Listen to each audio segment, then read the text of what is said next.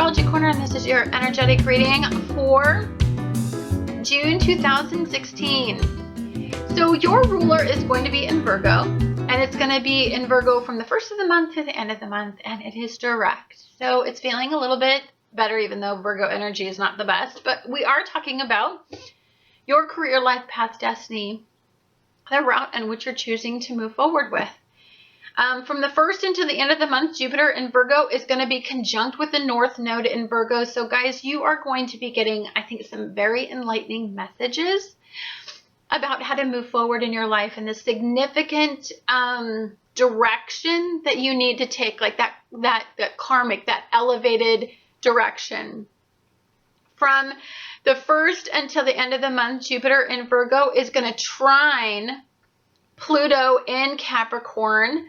So I think what this has to do with, on a very deep and very, very internal level, this has to do with empowering your thoughts, empowering your mind, empowering your life. So you need to move away from past situations and past fear and past instability, and you need to start really pouring a lot of energy into the details, into discipline, into structure in your life. From the first into the end of the month, Jupiter in Virgo is going to oppose Neptune in Pisces.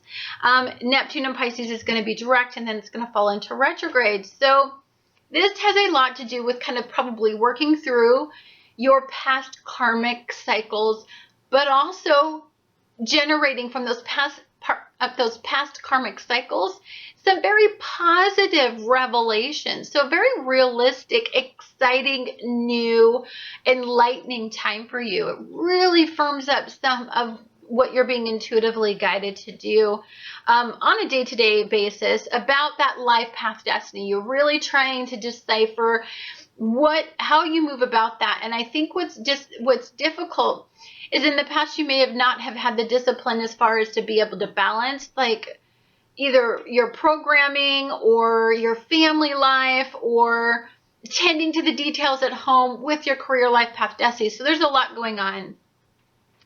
From the first into the end of the month, Jupiter in Virgo is going to square off with Saturn. So what this suggests me, okay, so here's the thing. Your ruler is involved in one of two very significant events this month. It's going to be either the Grand Earth Trine or the Mutable Grand Cross. But so there are two drastic ways, because of course we have all this drastic dualistic energy, of course, and you are a dualistic energy. You're either going to go one of two ways. This is either all shit's going to hit the fan and it's going to be a mutable hellstorm, or it's going to really solidify, really add some structure, you're going to really start to attend to the details. You're really going to get focused. You're going to be consistent. You're going to add some longevity to your life. So it's going to be up to you.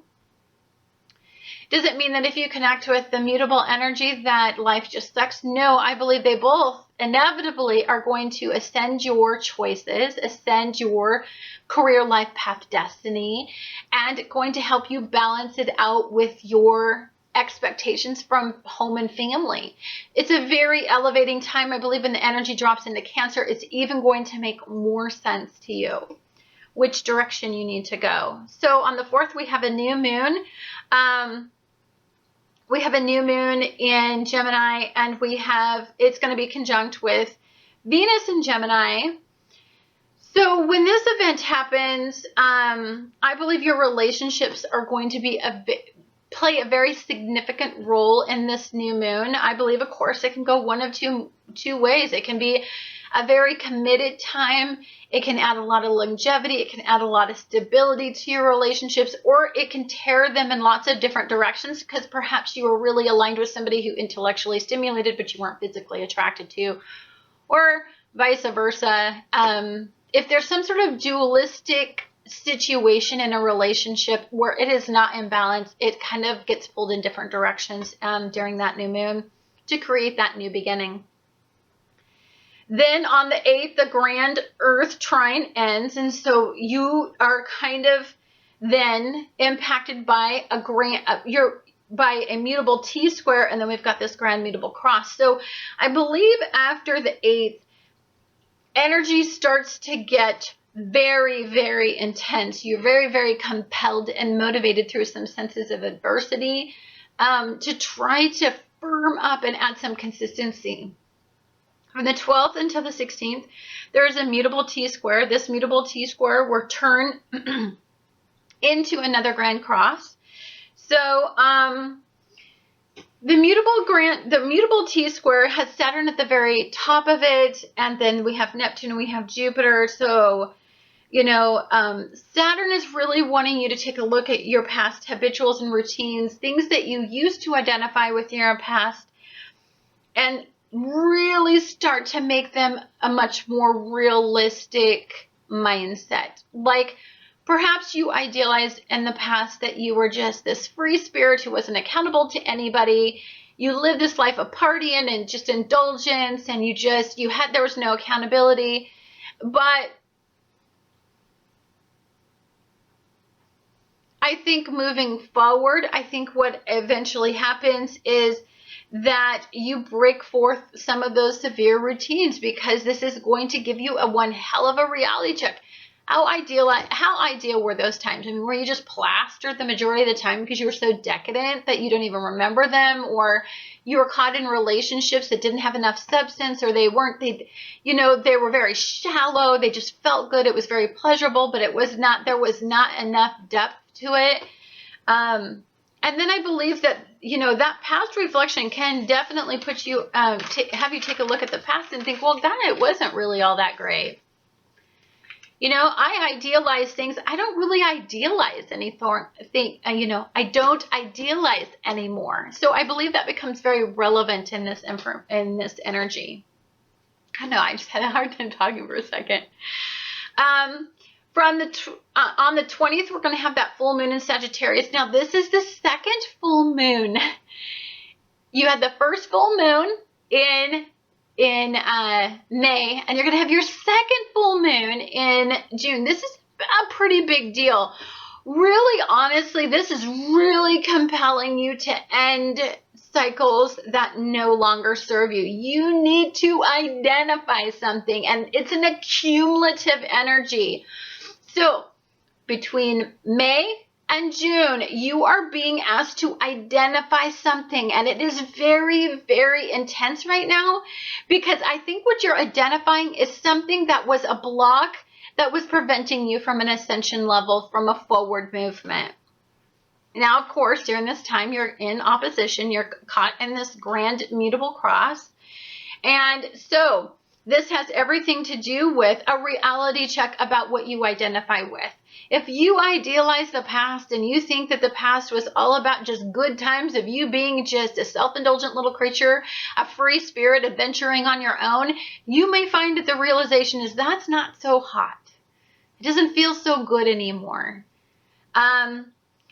For some of you, this is about really honestly taking a look at the karmic cycle that you've been on. Why were you on it? What compelled you to identify with this karmic cycle?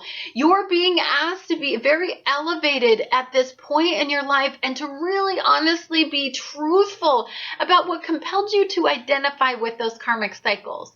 Those lessons that you were learning over and over again. I mean, have you learned that lesson? It's going to be a very intellectually stimulating time for you. And then I think, of course, the easiest form of energy is it's going to be able for you to decipher, what do you deeply value now? What adds stability now? I want easy energy now. I don't like any of this crappy drama. I like to just feel good. As a Sagittarius, you just like to feel good. So what you really are deeply being compelled to do in this energy is to just feel good about your situation. Then on the 17th to the 24th, we have this mutable grand cross. Again, this is all about what you're valuing. I think you're restructuring and re-identifying what you value, why you value it, who you value it, and what compels you to value what you value. It's a very, very realistic time.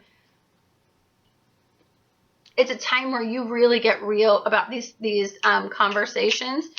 And it's a mutable grand cross. So, you know, this energy has something to do with your past programming or something to do with your family situation that kind of, I don't know, it was either a very difficult time of suffering or is a very idealistic time in your life, depending on how you take a look at your past. This is about adding more discipline and structure to what you identify with, to add some consistency and longevity to it, of course, but to also allow you to, you want to feel good about this new path. You have to deeply identify with this new path. And so what you're going to be compelled to do is take a look at these opposing energies that are kind of pulling you in 4 different directions. And it's asking you, what do you identify with? Like, and why? And the realization is, for some of you, you've been kind of a hamster on a wheel. That's not going to feel too good. And for some of you, you're going to be like, well, realistically, I can beat this. I can get control of this. And you're going to be deeply compelled to do that. Anyhow, guys, thank you so much for watching Annette's Astrology Corner. And I look forward to talking to you guys again on the next Astrology. And I look forward to talking to you guys again next week.